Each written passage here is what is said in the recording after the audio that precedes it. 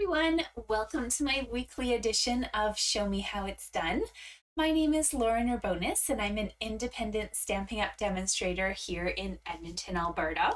I apologize for the fact that you cannot see my face. I clicked something and then my little face box disappeared and I didn't want to ruin everything further by pressing buttons, so I have to wait till Nathan comes home to fix that, but hopefully we can still enjoy today's project.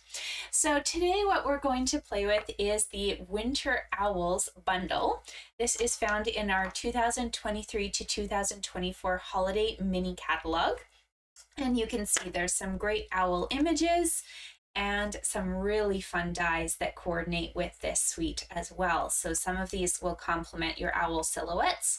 And this one here, you can build your own owl and use little trees and a branch there too. So the project that I have for you, I first want to show you where I received the inspiration for it from. So two cards here. The first one, I unfortunately wasn't able to find any sort of slip of paper with the person's name, but I thought it was really cute and I got it as a swap card at a conference that I attended in August. And then this card here is by Betty Sequoia, and I just loved the owls, the night sky kind of theme. And so I decided for today's card, I was going to kind of take that night look, the splatter background in combination with this large owl, and we're going to create this card here. So you can see it is very similar in some aspects, and then we've kind of made a few changes along the way too. So if you want to follow along with me, I will give you all the measurements, or of course you can watch later.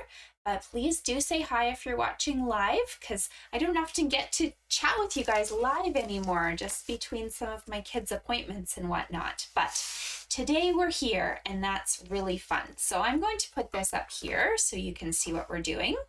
I have a fun little couple techniques that I'm going to show you, and you can do them on your card or not. It's up to you, but it's going to be a fun day.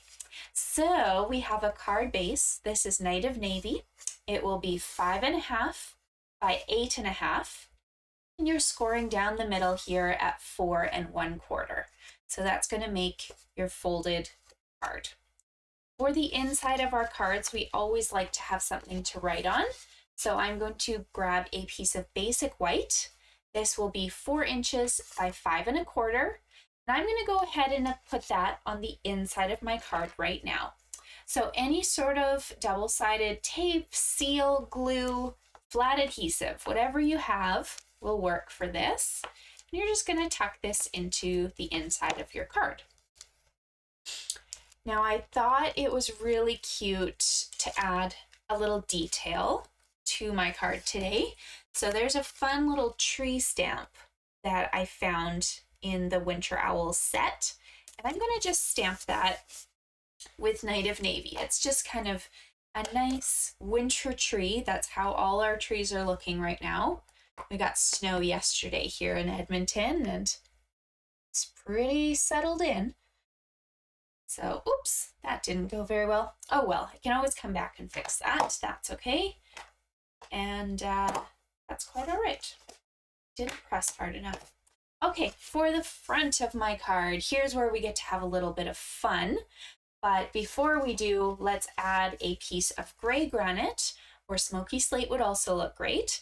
But this piece is 4 inches by 5 1/4, and I'm going to pop it up on dimensionals because I want that card to just kind of come alive a little bit more.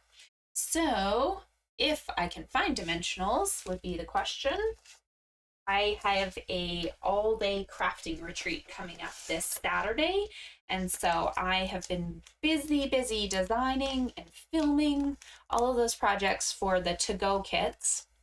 And then I have a bunch of people coming to my house as well. We're going to play with some bundles and craft away, so I'm super excited. I do those events twice a year, and if you subscribe to my channel here, there will maybe be 1 or 2 peaks of a project in November and December from what we've done.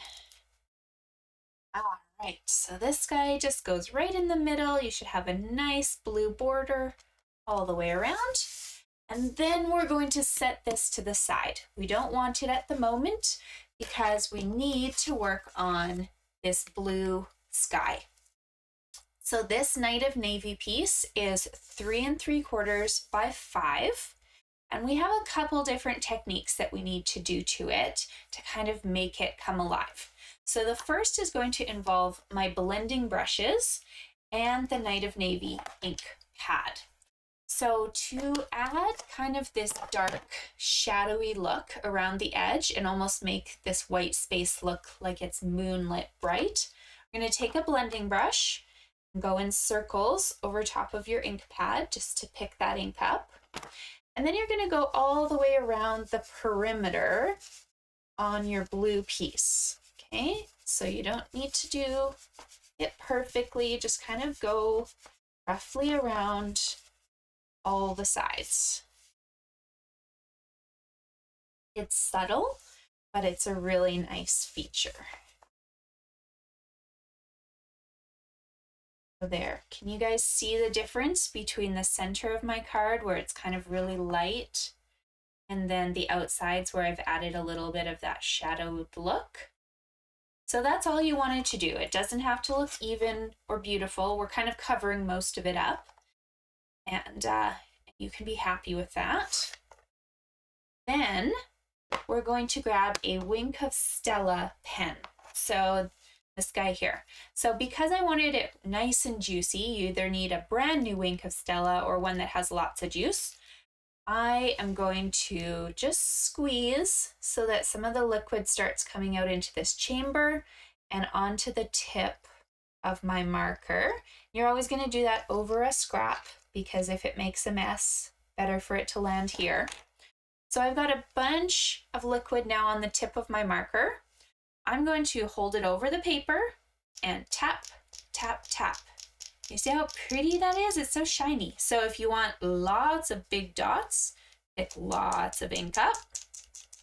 And if you want subtle dots, then just keep going with the little bits here, okay? There we go. Now we're getting blotchy. See, it's so pretty. And you can add as much or as little as you like. So because this Wink of Stella does have a bit of liquid in it, it does dry really quickly, but I kind of want to keep going. So I'm just going to heat this paper just for like 5 seconds, kind of go all over it to make sure that there's no residue and nothing that's going to smear. Because the last thing you want is just any sort of liquid that didn't quite dry and then you've got a smudge on here. So you could do this, set it aside and do all your die cutting, but I've done all that. So I'm going to heat this for 2 seconds.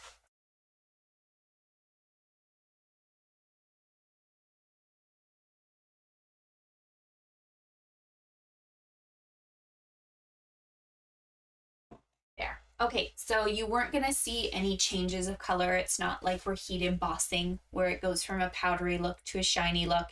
It's just to get rid of kind of the liquid. Do you see this liquid that pools out sometimes?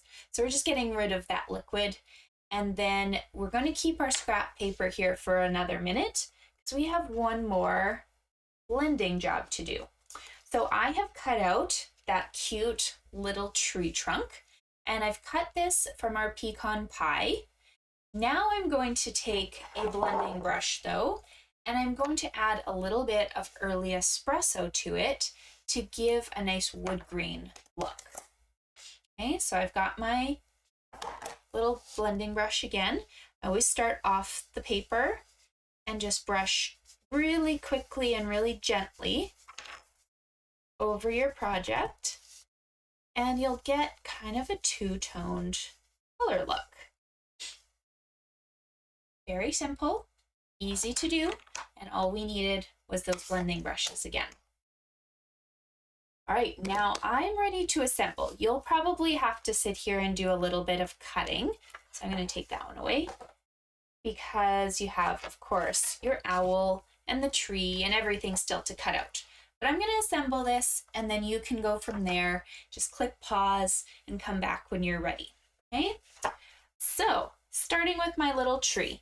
That one, as I mentioned, was cut out from Pecan Pie, and I'm going to pop it up onto dimensionals.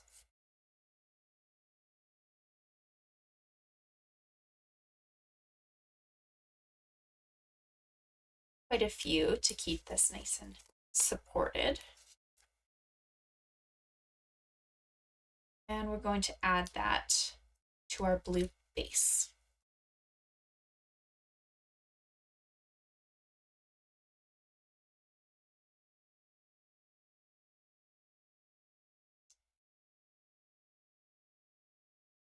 Nice little branch right here. Okay, now for the inside of the tree, because you don't want it looking like there's a hole into the middle of nowhere, we kept the little inside piece that was cut out at the same time as this die, and we're going to just put tape or double-sided tape on the back of that and slip it into this open space.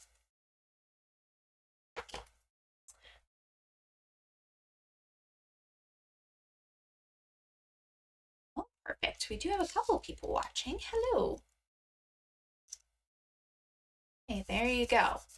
So our beautiful little tree is complete. We're going to start working on our owl.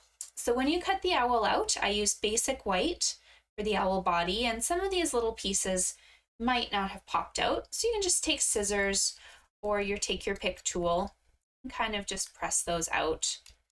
I find, because I was doing this for a class, my October club attendees made this as one of their projects. Sometimes the more I use the dies, the less these little pieces want to come out. But they come out pretty quickly with scissors. There we go. Okay, so I have an owl, and he's cute, but if you want to make it a really big wow factor, we're going to also cut out this set of wings. So those are from the gray granite cardstock, and we need to attach them to the back of our owl. So turn him over and grab your coordinating wings. You can kind of see one will fit one way, one will fit the other way.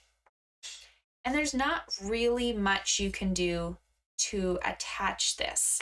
So all I'm going to do is I'm just going to tape in the back here. Nobody's going to see that because he's on his card and it's going to be easy. But there's not an easy way to add adhesive to this. So grab a little bit of tape, make sure you're not putting any tape where you can see it from the front. As long as there's a couple pieces back there, that wing will stay. And we're going to use a dimensional to support it anyways.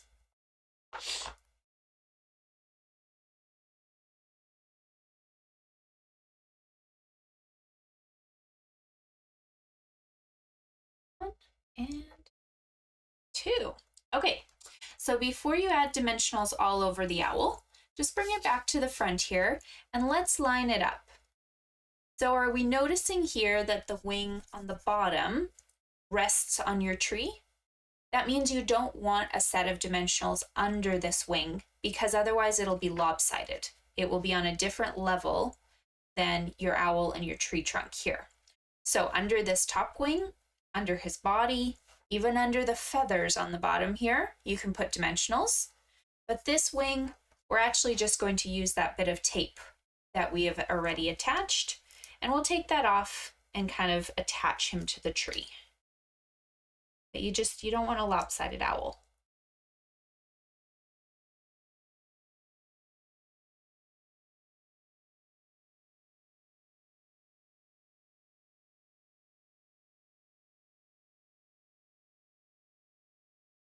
Three, and like I said, take that adhesive off because you might as well use it.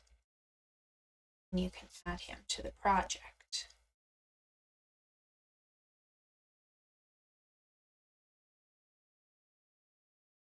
There. Okay, I'm going to attach this to the card now. So because this base already has a lot of dimension on it, I'm just going to use a flat adhesive to put it on the card. So I like my tape. You can use seal, anything else you like. And maybe give a nice amount of adhesive just because we are putting quite a few layers on top of this cardstock.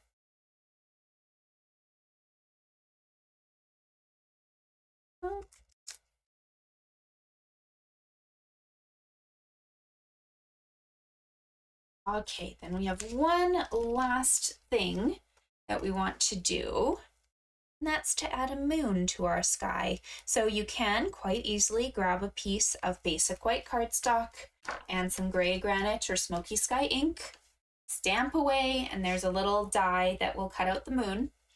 Or you can be daring and you can stamp on our glow-in-the-dark paper. So this is a feature from the holiday catalog. It comes in 6x6 sheets, and you'll notice that's why my moon looks like a different shade than the owl. I didn't use white.